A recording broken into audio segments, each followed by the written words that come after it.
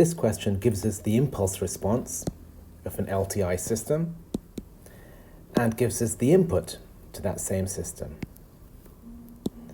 and asks us for the output. So normally we would take the input and convolve it with the impulse response, and that would be my output. But there's another way of doing it. So this time we're going to take this to the S domain, and we're going to find y of s as a function of x of s and h of s.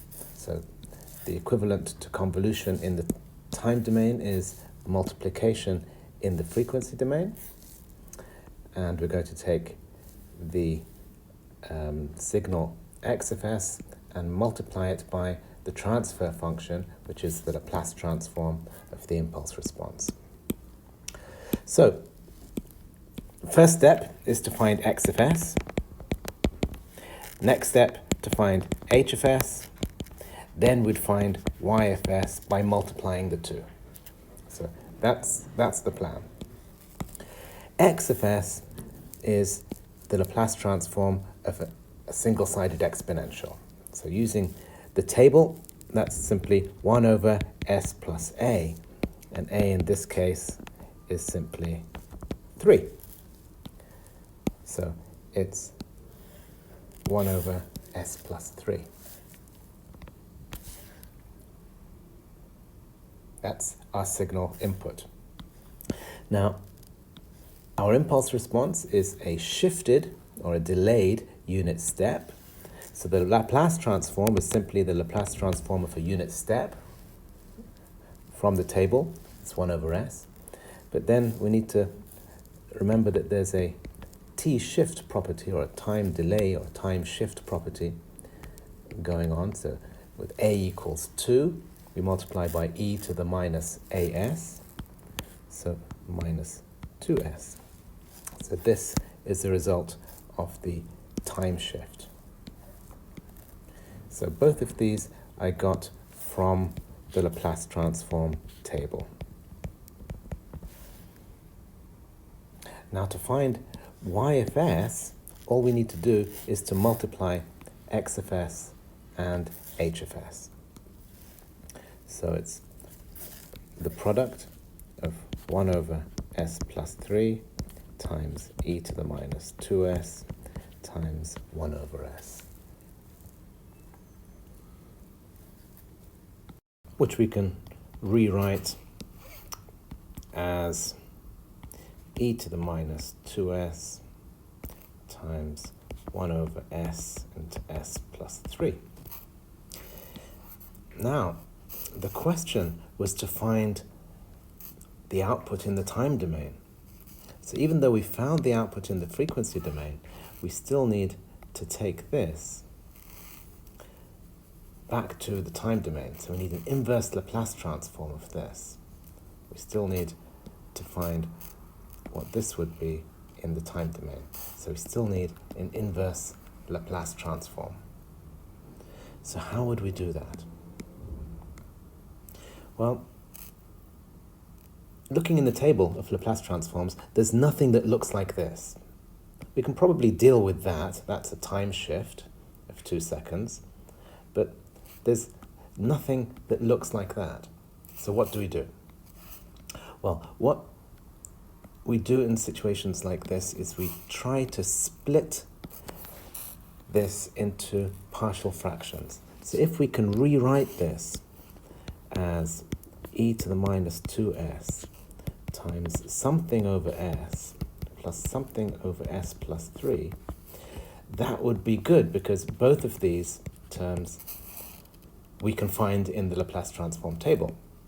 So the problem now becomes one of finding a and b. So I'll change color and do that quickly. So using partial fractions,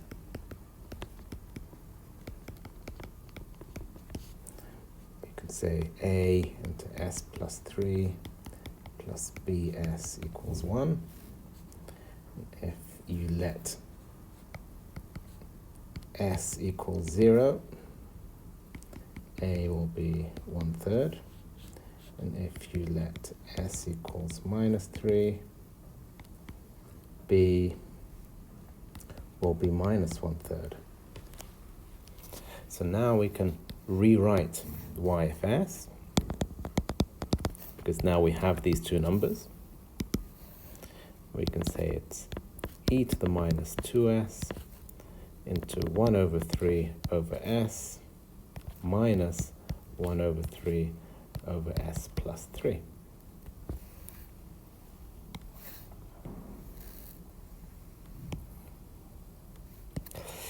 And we can take that factor out.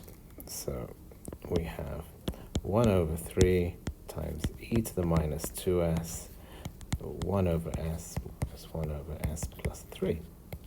And that works really good, or really well for us, because we can find the inverse Laplace transform of both of these from the table. So,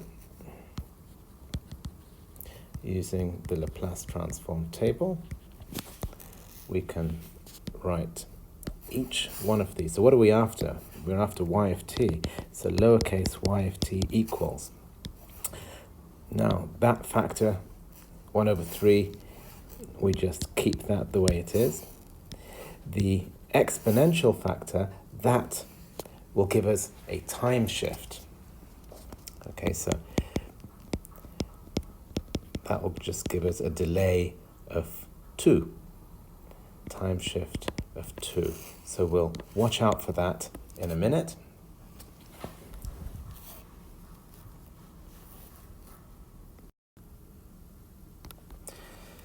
So the Laplace transform of 1/s is simply u of t. So we'll say u of t, but I'll say u of t minus 2 because of the time shift. And then there's a minus. The Laplace transform of 1/s plus 3 is simply e to the minus 3t. But I'm going to say t minus 2 because we have this time shift of 2. So this is because of this term here. And then that's it, but we multiply by a unit step. But again, I'm going to say a unit step because of the time shift. So that's our final answer, although really to write it properly, we wouldn't write a unit step inside and outside. We'd simply say the answer is 1/3 times u, or I can just put a 1 minus e to the minus 3, t minus 2, t minus 2. And all this does is tell us that the system is 0 for t less than 2. So it's the same as saying t greater than or equal to. But instead of saying that, we just say that. So our final answer, what is the output given this input and impulse response? That's the final answer. Now we could have found the same answer by saying y of t equals x of t convolved with h of t. It would have given us the same answer, and there's another video that shows that. But this is how we would do it, by taking Laplace transforms of all our terms. So what we did is we took our input x and we took it to the S domain. We took our impulse response h and we found the Laplace transform. We then multiplied those two together and that gave us y of s. And then we did a little bit of simplification. So in this case it was some partial fractions to find these coefficients that enabled us to use the table to find the inverse Laplace transform again. So it shows us how we can use the Laplace transform to solve a problem in the S domain and then take it back to the time domain. If you think it's easier to do it all in the time domain with a simple convolution in time, you're welcome to do that, although that will involve integration.